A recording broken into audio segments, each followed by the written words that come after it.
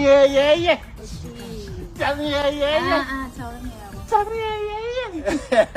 Huh? You know what? No, wait, guys, past and go. You remind me of my ex. I remind you of your ex. Yeah, sorry, it's a slip of tongue. I'm just saying. Sorry. No.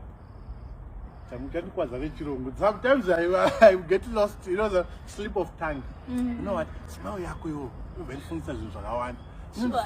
just to dash you money. Because who spend the money on you just to see your smile. Like every day. And you know what? I was now thinking, don't think about it. Do you want which one do you like? The Maybach. I'll do that for you. I don't know who I invite. Stop it. At least just smile. If you smile, you empty my pocket. That's what Omega. Number one. As planting.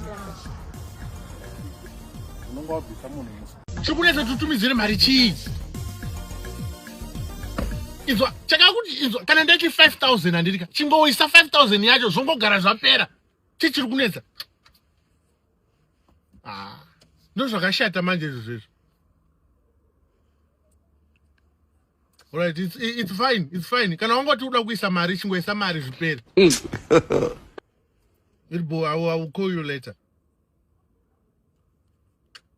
This is no zone anonetsa. Last time munhu akandisira 5000. Nazi ndakuti tinitsira 10000 yacho zvakutora nguwa. Calm down. I cannot come down when it comes to money. Money is too personal. But zviri kubuda ere? Zviri kubuda, it's coming out. Kasa zore hasha. It's fine, Tammy. Tammy, yeah. Okay, what do you say? I'm good, baby. It's just kuti unongozoti basa ringokuita frustrated. Zvimwe zvinhu zvichikurwadza. Anditi zvondiita frustrated futi. Zvikuti futi France yorowa. Anditi uyu English yoenda futi kumba. Apa ndokuziva kaiwe baby kuti kana wako close ma deals. So does it zvinobuda so. No. Zore hasha. So what's up? I'll post it about it. It's also I just missed you today. Okay, you just missed me. I missed you a lot. No worry. I was thinking kuti what do you want kuti ndingokuitira. Urongozoti I'm not striking deals. Saka I just need someone to ngoti ndingodya mari naye just to relax. Okay, baby. Ngatimbotaura naye chokwadi sha. Kisa pangwati ndidyira musaga kaya.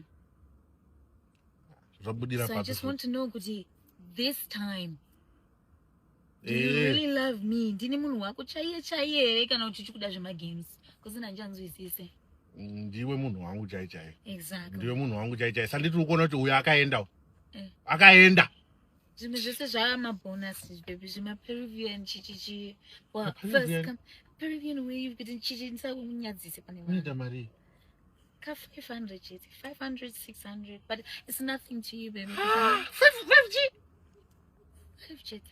Yeah, It's nothing affordable. to you baby. Hey, kumari what if moti yako da fuyo imari? Ka 120 130. That's what unozvigona. Yeah, I know. Ndichengeta. Ndizozotamika nokumana. Hapana chamunotadza. Dimi dedi. Don't stress baby, let's go. Hande kwatanchina. Don't worry. Fine. Azvimsaka aiwa. But zvimaparidzi ndakuta 500. Oh, 32.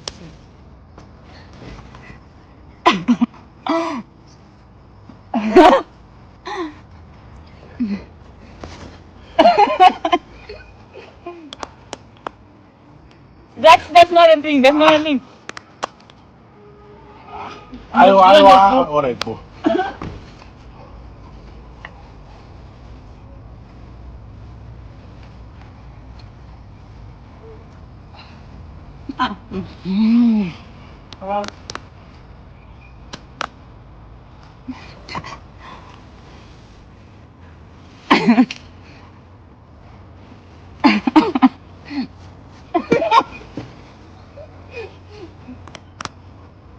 Nando you.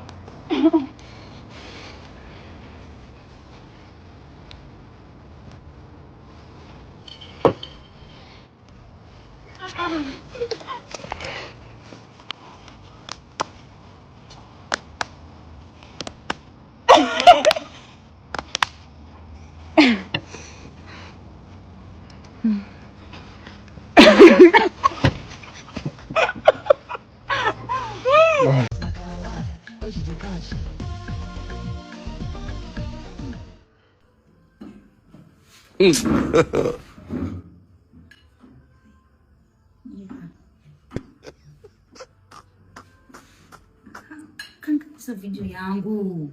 Kwa hiyo chacho utazoto mbudisa wacha chi. Mira mani.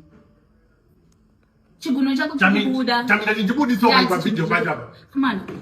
Ndofirira machipsi yawo nesaka. Saka chito udzawa kuti ndinda kutengera chikafu chacho. Saka zvikaitwa kwa munhu asinotenga chikafu ndozvinonetsa manje. Andino kutengera isha chatenga. Akuzota ndikona kuchibura ndiani.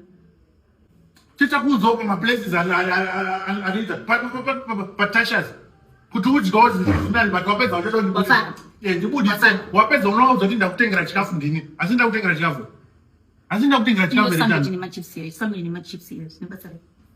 not the important of money. Ukafungudzwa kuti mari inini tainhonga ndibudise unyore pastatus kuti day well spent with friends unyore kuti anende pamesa.